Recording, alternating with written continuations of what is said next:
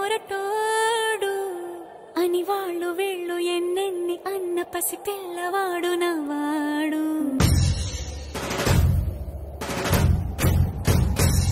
విడుముండోడు అని ఊరు వాడ అనుకున్న గాని మహారాజు నాకు నవ్వాడు.